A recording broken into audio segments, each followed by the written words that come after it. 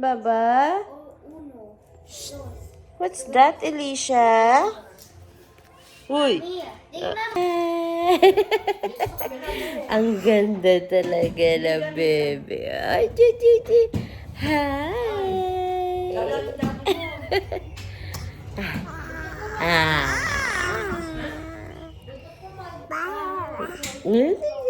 You like it? Huh? You look so pretty. You look pretty. Hi guys! Welcome again to my vlog. So, andito kami ngayon sa car. Kakatapos lang ng check-up ko. And kasama ko si Daddy and si Alicia. Si Kuya is nasa bahay lang kasi, nasa school siya. So, nag-aaral si Kuya ngayon. So, mamaya-maya uuwi na din kami. May pinuntahan lang si Daddy saglit. Update lang sa pregnancy ko. So, I thought kasi, talagang itong third pregnancy ko is iba siya talaga. As in, nahihirapan talaga ako sobra, kaya mahirap kumilos, ang sakit na, alam mo yung, nasa third trimester na kasi ako. This Friday is magto 29 weeks na ako. And then, sabi ko kay Doc, sobrang hirap na talaga ako. As in like, minsan hindi ko maihahakbang ko yung paa ko sa sobrang sakit ng balakang ko.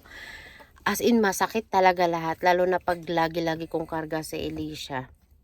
Kaya, most of the time, hindi ko talaga siya kinakarga. Hinahayaan ko lang siya maglaro. Maliban na lang kapag, umiiyak siya or kailangan ko siyang kargahin. Pero kailangan nakaupo lang ako para hindi ako mahirapan na kargahin siya. So, sabi ni Doc kasi nasundan siya kaagad, 'di ba? So, hindi pa siya totally talaga nag-heal. And sabi niya is normal sa third pregnancy na medyo malaki-laki talaga siya kasi yun nga nag-expand na yung mga muscles ko before. So, ngayon talaga is medyo numb yung mga buto ko, and then as in masakit talaga siya. Hindi ko ma-explain.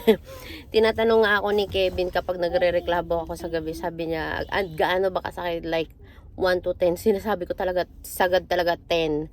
Masakit talaga siya, as in masakit na masakit. Yung, alam mo yung sa hating gabi or minsan mga around 10 PM, gusto ko pang umihi, gusto ko pang pumunta ng CR. Pero parang ayaw ko kasi nga, kada galaw ko is masakit talaga siya. As in, sobrang sakit ng balakang. So, ang in-advise naman ni Doc sa akin is magpamassage daw ako or mag-yoga kasi may mga ganun daw na mga exercise para daw sa mga hips. So, iniisip ko, pag mag-yoga ako, parang di ko yata kaya na mag-yoga ako, nakaupo ako. Tapos, basta as in, iba talaga eh. Yung kay Ethan, as in, walang problema dun. Yung kay Alicia, nakapag-work pa ako dun, and medyo mild lang yung sakit ng hips ko nung pagkatungtong ko ng third trimester. Eto talaga, as in, malala. Kaya, sabi ko kay Kevin, hindi ko ma-imagine yung mga nanay na nag-anak ng madami, kung paano nila yun kinaya. Or siguro lang kasi malaking babae ako. As in, malaki talaga ako ngayon. Pero sabi ni Doc is, lahat naman is normal sa akin. Kasi nga, nung kay Alicia, hindi pa talaga ako totally pumayat. Hindi ako nag-heal. Yung uterus ko hindi nag-heal. Lahat walang nag-heal. Kasi nga, lumandi ka agad ang nanay. So, yun. Kaya sabi niya, it's normal naman. Nung sinukat niya yung tiyan ko, normal naman. So, yun nga guys, nung sinukat naman ni Doc yung yung tawag nito, yung tiyan ko kanina is, lahat naman is okay, lahat is normal. Kasi, kapag nakatayo kasi ako, malaki talaga tiyan ko. As in, malaki talaga siya. As in, malaki. Wala akong, kung titingnan nyo ako personal, para talaga akong manganganak na, pero January pa yung due date ko. Pero yun nga, nung humiga ako, pag humihiga ako, lumiliit yung tiyan ko. So, more on belly talaga yung tiyan ko ngayon. Kasi nga, yung pregnancy belly ko dito sa maliit na to is hindi pa siya nawala. So, ngayon is nadagdagan na naman siya. So, that's why. So, thanks God. Kasi nga, normal naman daw yung sukat ni baby sa weeks ng tiyan ko ngayon. So, ngayon, tomorrow is magpapalaboratory nga ako. Meron akong diabetic check na naman, tapos another laboratory naman na dugo. Tapos kanina pala, meron akong bakuna na Tdap. Apakasakit ng braso ko ngayon kasi masakit siya. So baka sa next na check up ko naman is meron na naman akong flu shot. Bibigyan daw ako ni doc ng flu shot sa next na check up ko. So yeah, yun ang update ng belly ko, and I'm almost there na, manganganak na ako malapit kasi I'm third trimester na ako, and magto 30 weeks na. So yeah, pagkatapos nito hindi na talaga, no.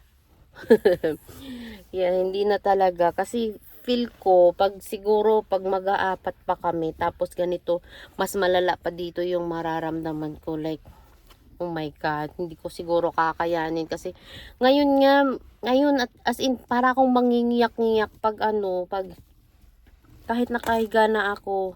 Pag nakahiga ako, as in masakit pa din talaga siya. Hindi naman po pwedeng hindi ako kikilo sa bahay, di ba? Kasi nga dito wala nga kami yaya, as in akin lahat. Tinutulungan lang ako ni daddy pag nasa work si daddy, yung mga ganun. So yeah, mahirap talaga. Mahirap pero masaya. Nahihirapan lang ako ngayon kasi nga buntis ako. Pero siguro pag okay na, makalabas na tong batang to, tapos aalagaan ko na lang sila, mas okay na lang sa akin kaysa yung may bit-bit ako lagi sa tiyan ko. Mas mabilis silang alagaan na ganun.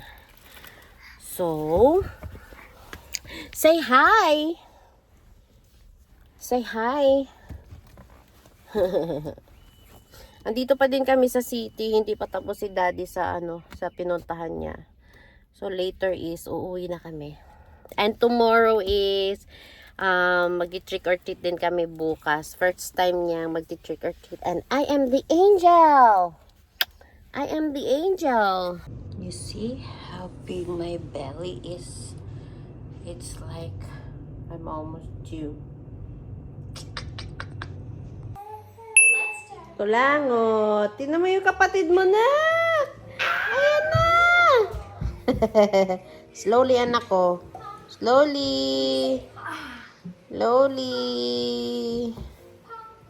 Sa'yo na ikaw dito, no? Ito ikaw. Yeah. Huwag mong inaantok na yan. Naantok na yan.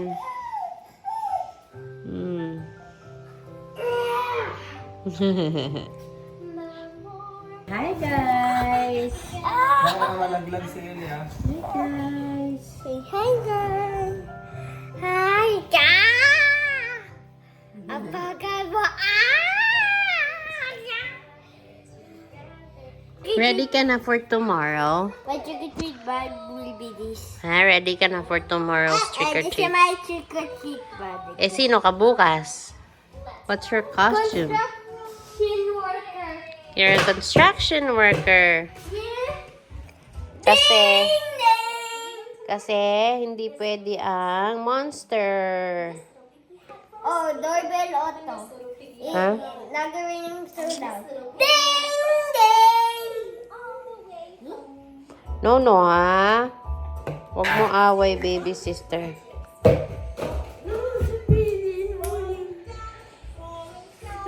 Nasa bahay na kami ni daddy. And gabi na.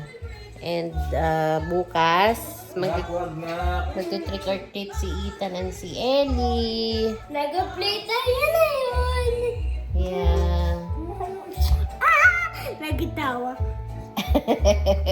Nagkatawa daw. Na-miss niya baby sister niya, no?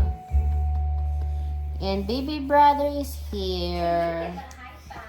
No, big na si baby. Big na si baby brother, no? Say hi, Alicia. Hi. Love mo si baby brother? Tikal ko siya. No, tiken. Bakit? Baka lalabas siya. Bakit? Hindi pwede yan, tiken. Maglabas siya as a bean? Mm-mm. Kita natin siya as a bean. Say hi. Ah, that's my belly button. Ang dami kong stretch mark na ko. You see that? Ah! No playing of my belly button. Ayaw. Sabihin mo, good night, guys! Good night. Bye-bye. Yeah, we will do a vlog tomorrow kasi magti-trick or treat kami sa Winnipeg. Punta kami ng City. Yeah, punta kami ng city bukas mag-trick or treat.